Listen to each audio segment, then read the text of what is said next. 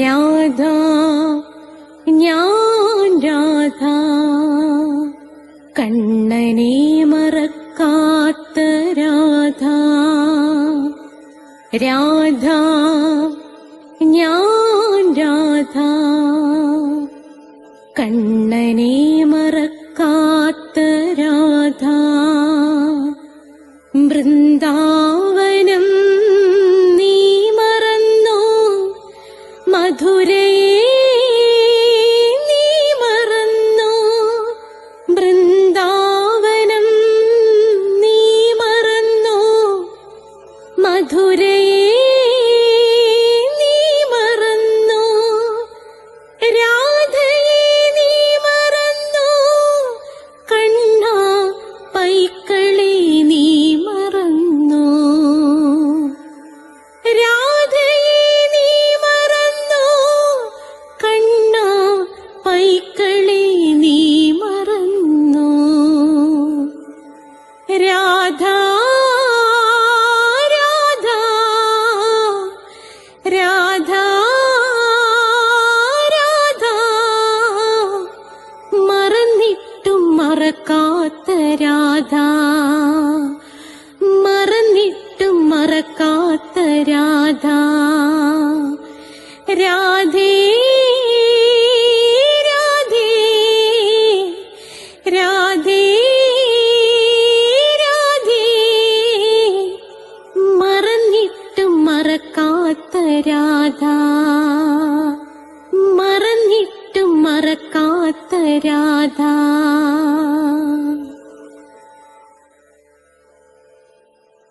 രാധേ രാധേ ഓ രാധേ രാധേ, രാധേ രാധേ ഓ രാധേ രാധേ. രാധേ രാധേ എന്ന ചാനലിന്റെ സൗന്ദര്യ ലഹരി ക്ലാസ്സുകളിലേക്ക് എല്ലാവർക്കും സ്വാഗതം. ഇത് 13ാമത്തെ അധ്യായമാണ്. ഇതിനു മുമ്പുള്ളത് നിങ്ങൾക്ക് പ്ലേലിസ്റ്റിൽ നിന്ന് കിട്ടുന്നതായിരിക്കും.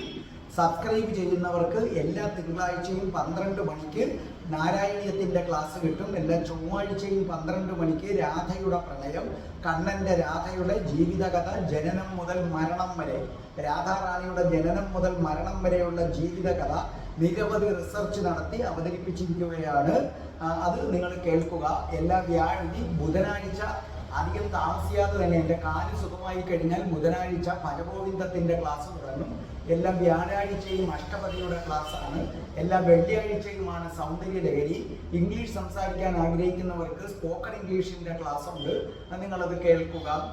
പിന്നെ എൻ്റെ അടുത്ത് നേരിട്ട് വന്ന് പഠിക്കാൻ ആഗ്രഹിക്കുന്നവർ, ഞാൻ കൊല്ലത്താണ്, അപ്പം നിങ്ങൾക്ക് എൻ്റെ അടുത്ത് നേരിട്ട് വന്ന് പഠിക്കാം. 30 ദിവസം കൊണ്ട് ഇംഗ്ലീഷ് സംസാരിക്കും. ഇല്ലെങ്കിൽ ഫുൾ എമൗണ്ട് തിരിച്ചു തരുമെന്നാണ്. ദൂരെ ഉള്ളവർക്ക് വേണ്ടി ഹോസ്റ്റൽ സൗകര്യങ്ങളുണ്ട്, ആൺകുട്ടികൾക്കും പെൺകുട്ടികൾക്കും ഒക്കെ ഉണ്ട്. പിന്നെ അതേ കണക്ക് തന്നെ അതിനെക്കുറിച്ച് എന്തെങ്കിലും അറിയണമെങ്കിൽ 96453339 വിളിച്ചാൽ മതി. ജ്യോതിഷമുണ്ട്, ഓരോ മാസത്തിൽ ജനിച്ചവരുടെ ഫലം, ഓരോ നക്ഷത്രത്തിൽ ജനിച്ചവരുടെ ഫലം, ഇതെല്ലാം ഞാൻ കൊടുത്തിട്ടുണ്ട്, നിങ്ങളത് കേൾക്കുക. അതുകൂടാതെ ജ്യോതിഷപരമായി എന്ത് സംശയം ഉണ്ടെങ്കിലും ഞാൻ നേരത്തെ പറഞ്ഞ നമ്പറുണ്ടല്ലോ 96453339, അത് ഡിസ്ക്രിപ്ഷൻ ബോക്സിലുണ്ട്. നിങ്ങൾ എന്നെ വിളിച്ചാൽ മതി, അല്ലെങ്കിൽ വാട്സപ്പ് ചെയ്താൽ മതി. തികച്ചും സൗജന്യമായിരിക്കും. 1 രൂപയും ആരുടെ കയ്യിൽ നിന്നും വാങ്ങിക്കില്ല. അതേ കണക്ക് തന്നെ നമ്മൾ പിന്നെ ഇതിനകത്ത് പ്ലേലിസ്റ്റ് എടുത്താൽ അഷ്ടാവക്ര ഗീതയുണ്ട്. പ്ലേലിസ്റ്റിൽ ഹിന്ദുക്കൾ അറിയേണ്ടവയുണ്ട്, നമ്മൾ സന്ദർശിക്കേണ്ട ക്ഷേത്രങ്ങൾ, അതിൻ്റെ വഴിപാടുകളെ കുറിച്ചുണ്ട്. പിന്നെ രാധികാ കവചം 2 എണ്ണം ഞാൻ പഠിപ്പിച്ചിട്ടുണ്ട്. രാധാ സഹസ്രനാമമുണ്ട്. അതോടൊപ്പം തന്നെ ശ്രീബുദ്ധൻ്റെ കഥയുണ്ട്. കൃഷ്ണൻ്റെ പുനരവതാരമായ ശ്രീബുദ്ധൻ്റെ ജനനം മുതൽ മരണം വരെയുള്ള ജീവിത കഥ ഞാൻ കൊടുത്തിട്ടുണ്ട്. പിന്നെ അതേ കണക്ക് നിരവധി ഷോർട്ട് വീഡിയോ ഉണ്ട്, ഭക്തമീരയുടെ ഉണ്ട്. ഇതൊക്കെ നിങ്ങൾ കേൾക്കുക. സബ്സ്ക്രൈബ് ചെയ്യുന്നവർക്ക് എല്ലാ ദിവസവും 5:30 മണിക്ക് നിങ്ങൾക്ക് വളരെ പ്രയോജനകരമായിട്ടുള്ള പിന്നെ മോർണിംഗ് മെസ്സേജ് കിട്ടുന്നതായിരിക്കും. അപ്പം നമുക്ക് പ്രാർത്ഥിച്ചുകൊണ്ട് തുടങ്ങാം. ഓം മഹാഗണപതയേ നമഃ. ഓം ശ്രീ രാധാകൃഷ്ണായ നമഃ. ഓം രാധായേ സ്വാഹ. രാധേ രാധേ ഓ രാധേ രാധേ, രാധേ രാധേ ഓ രാധേ രാധേ, രാധേ രാധേ ഓ രാധേ രാധേ, രാധേ രാധേ ഓ രാധേ രാധേ, രാധേ രാധേ ഓ രാധേ രാധേ രാധേ രാധേ ഓ രാധേ രാധേ ബർസാനെ വാലി രാധാറാണിക്ക് ജയ് എൻ്റെ മാതാവ് രാധാറാണിക്ക് ജയ് എനിക്ക് സർവൈശ്വര്യങ്ങളും വാരിക്കോരിത്തരുന്ന എൻ്റെ പൊന്ന് രാധാറാണി അമ്മക്ക് ജയ് എനിക്ക് രോഗങ്ങൾ വരാതെ കാത്തുരക്ഷിക്കുന്ന രാധാറാണി അമ്മക്ക് ജയ് എന്നെ സർവ്വ പാപങ്ങളിൽ നിന്നും മോചിപ്പിക്കുന്ന രാധാറാണി അമ്മക്ക് ജയ്. അപ്പോൾ നമുക്ക് സൗന്ദര്യ ലഹരി തുടങ്ങാം. അപ്പൊ ഇന്നത്തെ സൗന്ദര്യ ലഹരി നമുക്ക് പാടിത്തന്നിരിക്കുന്നത് നാരായണീയത്തിലൂടെയും അഷ്ടപതിയിലൂടെയും രാധിക കവചത്തിലൂടെയും രാധാ സഹസ്രനാമത്തിലൂടെയും നിങ്ങളുടെ പ്രിയങ്കരിയായി മാറിക്കഴിഞ്ഞ കൃഷ്ണപ്രിയയാണ്. നമ്മുടെ പ്രിയങ്കരിയായ കൃഷ്ണപ്രിയ അതിമധുരമായ സ്വരത്തിൽ അതിസുന്ദരമായി ഹൃദയത്തിൽ തട്ടി ആലാപിച്ചിരിക്കുകയാണ് സൗന്ദര്യ ലഹരി. നിങ്ങളത് കേൾക്കണം. കൃഷ്ണപ്രിയയുടെ അതിമനോഹരമായ ശബ്ദം, കൃഷ്ണപ്രിയയുടെ അതിമനോഹരമായ ഈണം, ആ ഈണത്തില് അതീവ സുന്ദരമായിട്ട് കൃഷ്ണപ്രിയ അത് പാടിയിരിക്കുന്നു. അത് കേൾക്കുക. അതിനുശേഷം ഞാനത് പഠിപ്പിക്കുന്നതായിരിക്കും. നരം വർഷീയാംസം നയനവിരസം നർമ്മസുജടം തവാഭാംഗാലോകേ പതിതമനുധാവന്തി ശതശ ഗളദ്വേണീബന്ധ കുചകലശ വിസ്രസ്തസിജയാം ഹഠാത് ത്രുട്യത് വികളിത ദുകൂലായുവതയ. അപ്പോൾ നമ്മുടെ കൃഷ്ണപ്രിയ അത് അതിമനോഹരമായി പാടിയിരിക്കുന്നത് നിങ്ങൾ കേട്ടല്ലോ. അപ്പൊ ഇനി അത് ഞാൻ പഠിപ്പിച്ചു തരാം. ശ്രദ്ധിച്ചേട്ടെ. നരം വർഷീയാംസം നയനവിരസം നർമ്മമസു ജഡം തവാപാങ്കാലോകേ പതിത മനു ധാവന്തി ശതശ ഗളദ്വേണി ബന്ധ കുജകലശ വിസ്രസ്തസിജയാ ഹഠാത്രുഠ്യ കാഞ്ചോ വികളിത ദുബുല യുവതയ. ഇതാണ് ഞാൻ പഠിപ്പിക്കാൻ പോകുന്നത്. അപ്പൊ ഇവിടെ ഒരു കാര്യം നിങ്ങൾ അർത്ഥവും കൂടെ എഴുതിയിട്ട് ഞാൻ പറഞ്ഞുതരാം.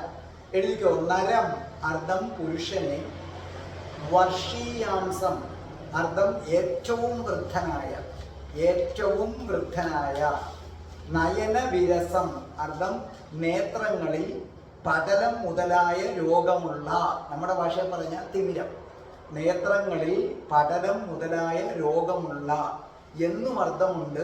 സൗന്ദര്യമില്ലാത്ത രണ്ടർത്ഥമുണ്ട്.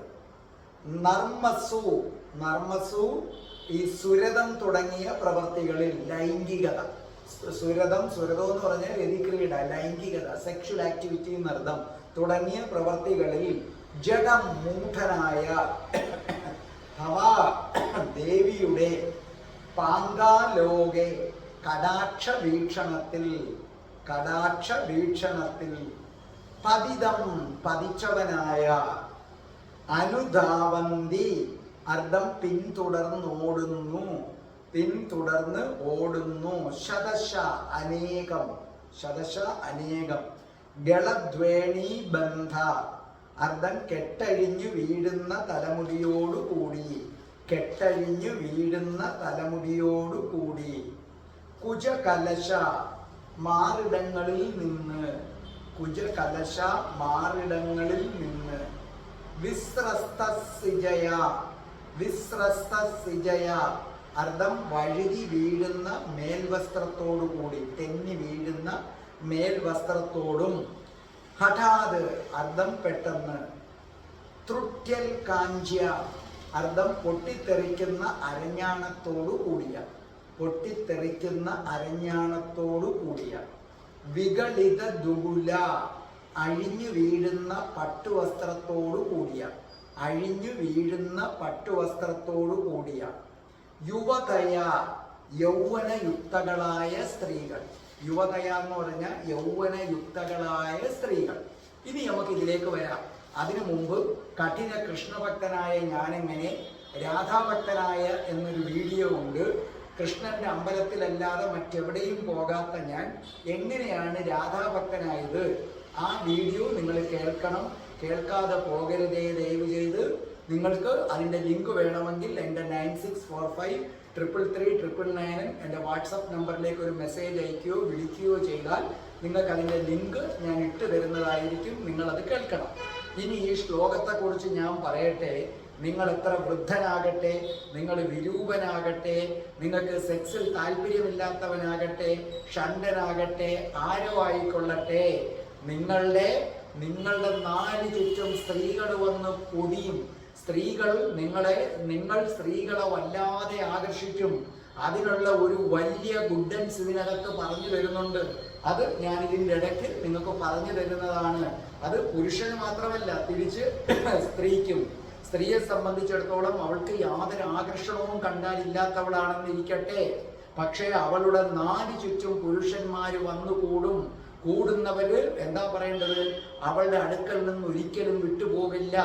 അതെന്താണ്, അതിനുള്ള ഗുഡൻസ് എന്താണ്, അത് ഞാൻ ഇതിൻ്റെ ഇടയ്ക്ക് വെച്ച് പറഞ്ഞു തരുന്നതാണ്. അപ്പൊ ഇത് ശ്രദ്ധിച്ചു കേട്ടെ. ഇതിനകത്ത് എന്താ പറഞ്ഞിരിക്കുന്നത്? അല്ലയോ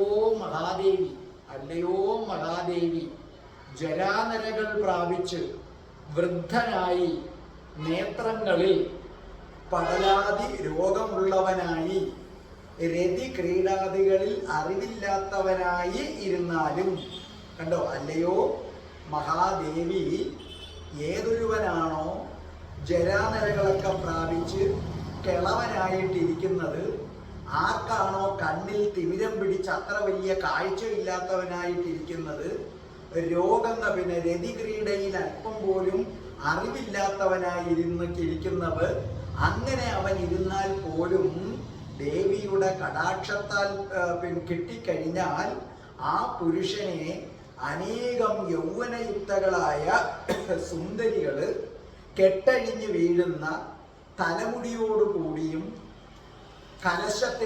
കലത്തിന് തുല്യമായി ഭംഗിയുള്ള മാറിടങ്ങളിൽ നിന്ന് ഒഴുകി വീഴുന്ന മേൽവസ്ത്രത്തോടു കൂടിയവരും പെട്ടെന്ന് പൊട്ടിത്തെറിക്കുന്ന അരഞ്ഞാണത്തോടും അഴിഞ്ഞു വീഴുന്ന പട്ടുവസ്ത്രത്തോടും കൂടി അവനെ പിന്തുടർന്നോടുന്നു.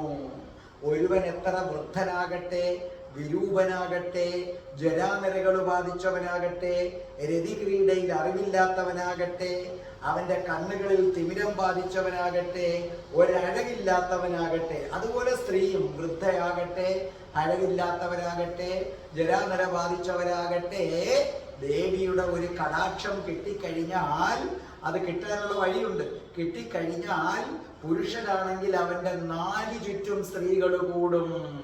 അഴിഞ്ഞുലഞ്ഞു വീണ മുടിയോടും മാറിടം, അതിമനോഹരമായ മാറിടത്തിൽ നിന്ന് തെന്നി വീണ വസ്ത്രത്തോടും ആരെയും മോഹിപ്പിക്കുന്ന കാമിനിമാർ അവന്റെ നാല് ചുറ്റും ഉണ്ടാകുമെന്നാണ് പറയുന്നത്. വളരെ ശ്രദ്ധിച്ചു കേൾക്കുക.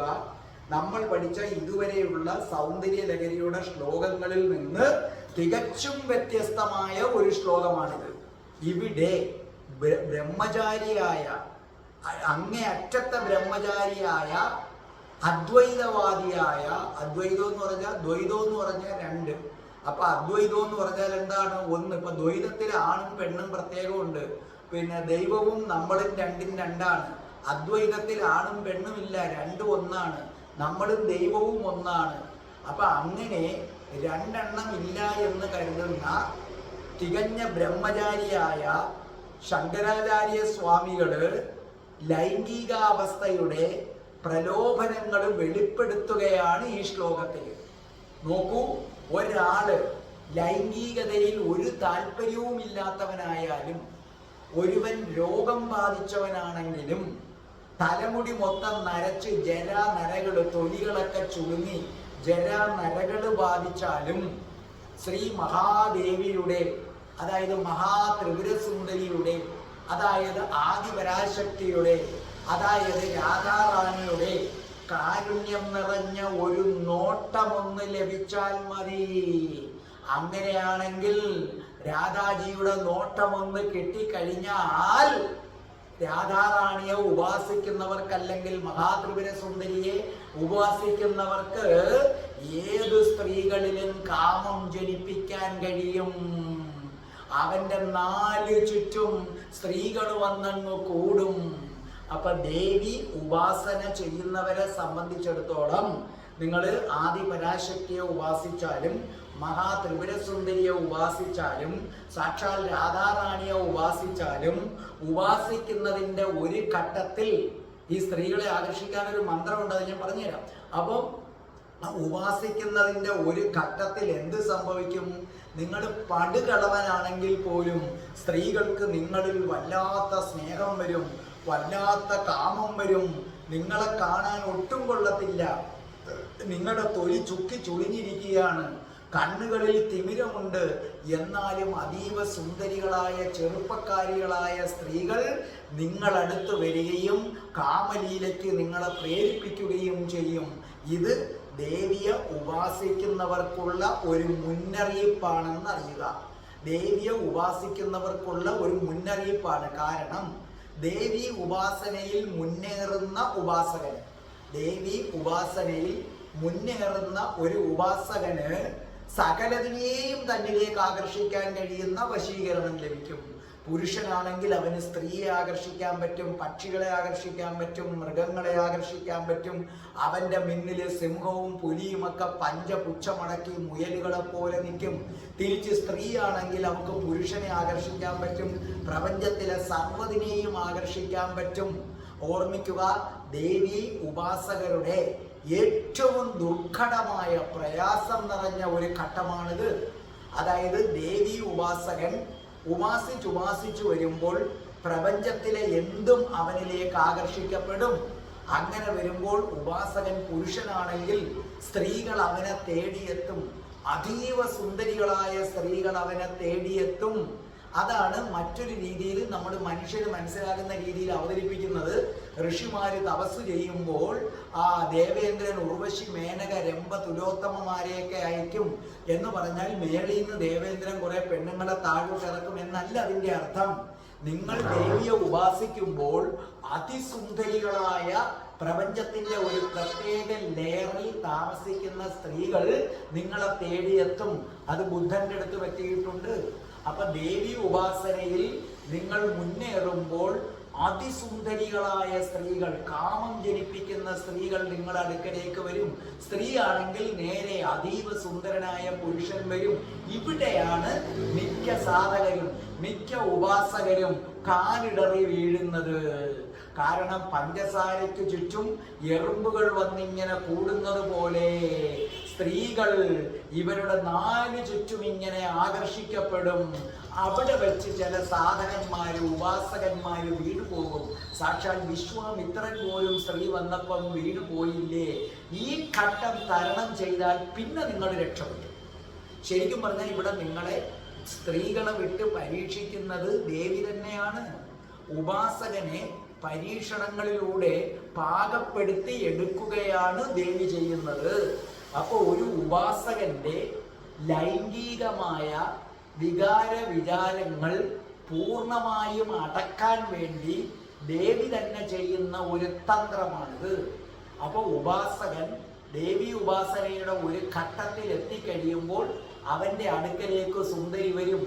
ആ സമയത്ത് നിങ്ങൾ ഒരു കാരണവശാലും ലൈംഗികമായ തൃഷ്ണയിൽ നിങ്ങൾ വീഴാതിരിക്കുകയാണെന്നുണ്ടെങ്കിൽ പിന്നെ നിങ്ങൾ രക്ഷപ്പെട്ടു. പിന്നെ നിങ്ങൾക്ക് ദേവി ദർശനം ലഭിക്കും.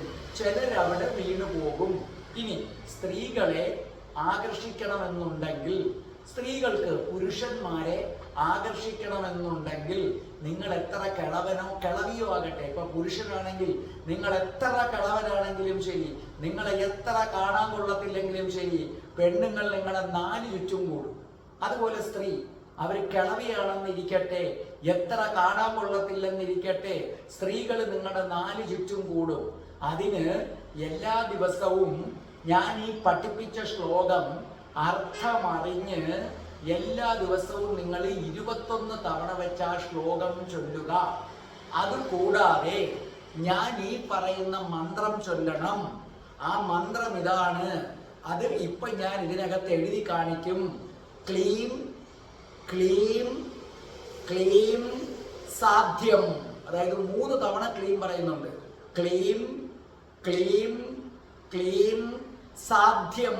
അധ്യാപകന്റെ ഇദ്യ, സാധ്യത എന്നുള്ളത്, സാധ്യം. വീണ്ടും ക്ലീം ക്ലീം ക്ലീം. മന്ത്രം ഒന്നും കൂടെ പറഞ്ഞുതരാം. ക്ലീം ക്ലീം ക്ലീം സാധ്യം.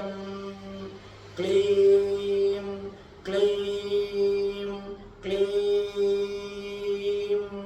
ഇത് ഒരു ദിവസം നിങ്ങൾ 1000 ഉരു ജപിക്കണം. അങ്ങനെ ഈ മന്ത്രം നിങ്ങൾ 6 ദിവസം ജപിക്കണം. അതിനുശേഷം നിങ്ങൾ ഇത് സ്വർണ്ണ തകിടില് ചതുരം വരച്ചിട്ട് അറിയാവുന്നവരെ കൊണ്ട് ഈ മന്ത്രം സ്വർണ്ണ തകിടിൽ എഴുതിച്ച് ധരിച്ചു കഴിഞ്ഞാൽ പുരുഷനാണെങ്കിൽ സ്ത്രീകൾ 4 ചുറ്റും കൂടും, ആകർഷിക്കപ്പെടും. സ്ത്രീ ആണെങ്കിൽ പുരുഷന്മാരവരെ ആകർഷിക്കപ്പെടും. അപ്പോൾ വലിയ വശീകരണം നിങ്ങൾക്ക് ലഭിക്കുന്നത് ആയിരിക്കും. അത് ദുരുപയോഗം ചെയ്യാതിരിക്കുക എന്ന് മാത്രമേ എനിക്ക് പറയാനുള്ളൂ. ഇത് ഇങ്ങനെ ചെയ്താൽ സത്യമായി ഭവിക്കുന്ന ഒരു കാര്യമാണ്. പക്ഷേ നിങ്ങളത് ദുരുപയോഗം ചെയ്യാതിരിക്കുക. അപ്പൊ നിങ്ങൾക്ക് ആ മന്ത്രവും പിടികിട്ടിയല്ലോ. രാധേ രാധേ ഓ രാധേ രാധേ രാധേ രാധേ ഓ രാധേ രാധേ രാധേ രാധേ ഓ രാധേ രാധേ രാധേ രാധേ ഓ രാധേ രാധേ രാധേ രാധേ ഓ രാധേ രാധേ രാധേ രാധേ ഓ രാധേ രാധേ. ഓം ശ്രീം ക്രീം ക്ലീം ഐം രം രാസേശ്വരി രാധികായേ സ്വാഹ.